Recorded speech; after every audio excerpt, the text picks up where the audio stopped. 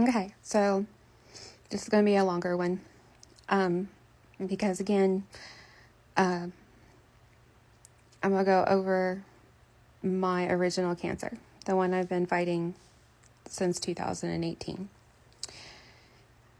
Because a lot of people are confusing it with endometriosis. It is not endometriosis. It is endometrial stroma sarcoma. It is a sarcoma of the uterus. It is a uterus cancer, uterine cancer. And when I was diagnosed with it, I had been trying for months, just over under a year, to have my OBGYN see me. Because the year prior to when I had pap smear and all that stuff done, they did tell me that I had a 1 centimeter fibroid in the uterine wall. That can be controlled, put you on hormone therapy, which is normally birth control. However, something was not right. Something was definitely not right, because my period started getting longer. And I started calling, and they were like, make sure you're taking your medicine the same time every day, because if you're late, early, it can mess it up. It has to be the same time every day. Did that, waited another 30 days. Bleeding got heavier. And I'm calling, and they're like, well, we can't see. Then they started telling me that they could not see me until I'd stop bleeding, because they would have to do a pelvic exam. And I was getting that. And then I got to the point where if I would be sitting down and stand up, I would flood an overnight pad, a super tampon. It was heavy enough too that it would push it out. And they were like, well, go to the emergency room. Okay, you go to the emergency room. They're going to give you a hormone to supposedly stop the bleeding. Never did. And they told me to get into my OBGYN. I'd leave the emergency room. I would call the OBGYN, need an appointment. You have to stop bleeding. Let us know when you stop bleeding. Everybody had a fucking excuse. Okay? And to be seen, the bleeding was so bad. I was so tired. And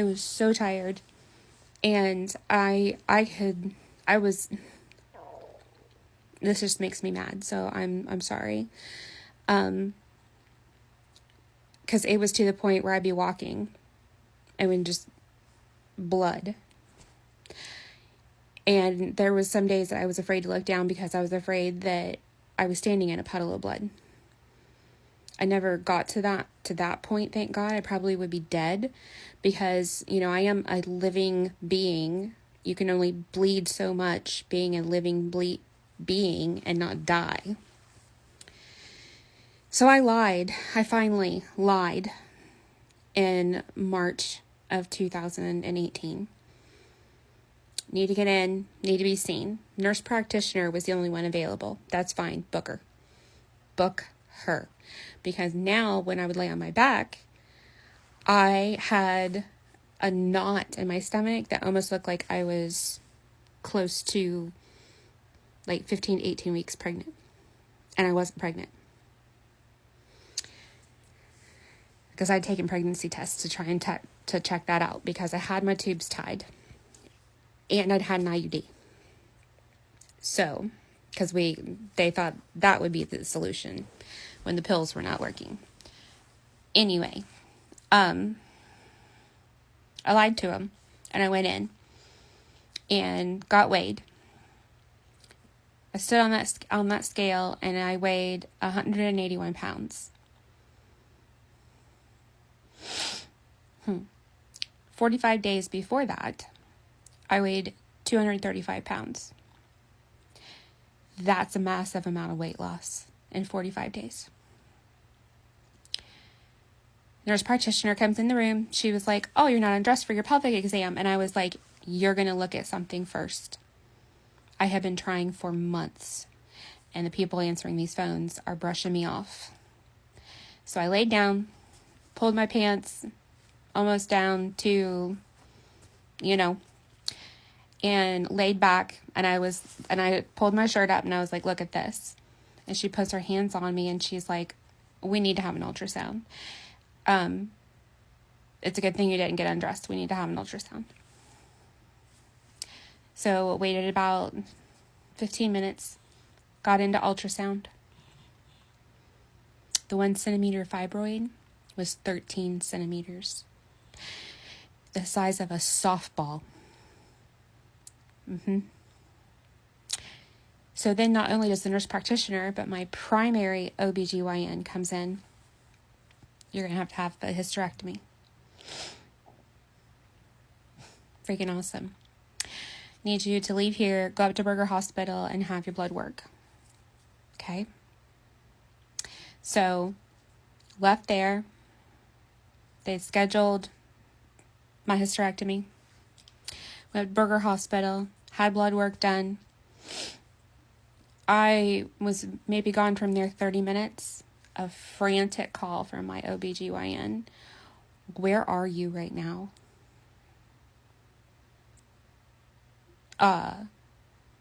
I'm just arrived at my job. I drove from Circleville back to my town and, going to go into work. Oh my God, don't drive a car. Excuse me?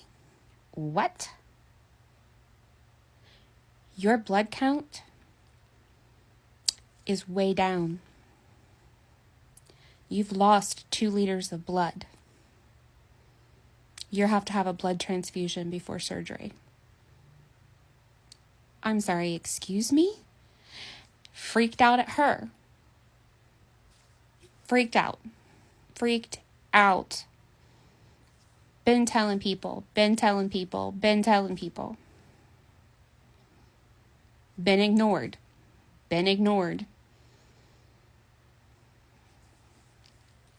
So, 4 days before surgery, went and not only had 1 blood transfusion, but had 2. Awesome.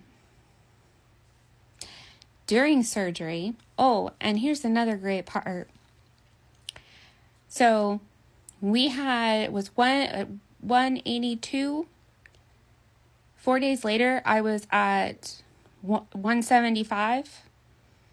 4 days later, I was at 170. But it's fibroid. We don't need to do a biopsy before we do the hysterectomy. Well, they'll do the biopsy after the hysterectomy.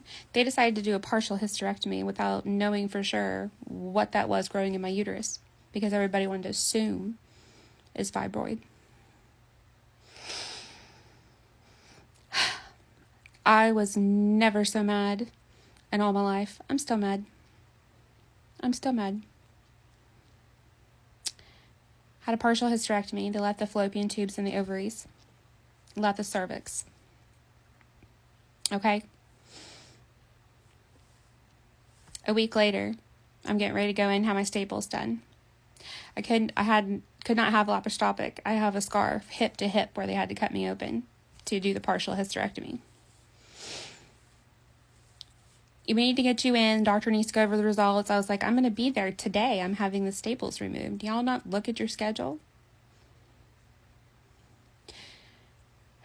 Oh, great. Bring someone with you. When your doctor's office asks you to bring someone with you, you know that it's not going to be good news. You know.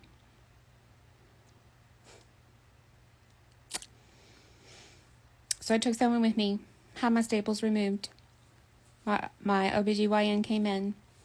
He's like, your pathology's back. It's cancer. And in that moment, my world stopped. Completely. We're getting ready to go to part 2.